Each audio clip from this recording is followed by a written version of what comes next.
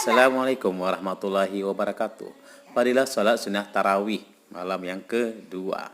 Marhaban ya Ramadan 1445 Hijriah 2024 Masehi. Keutamaan salat tarawih malam kedua adalah yang artinya pada malam kedua orang yang sholat tarawih akan diampuni dosanya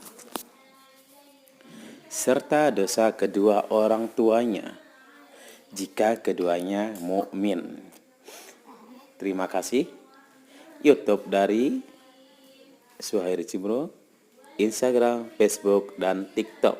Jangan lupa like, subscribe, dan komentar. Dan bahkan jangan lupa di-share.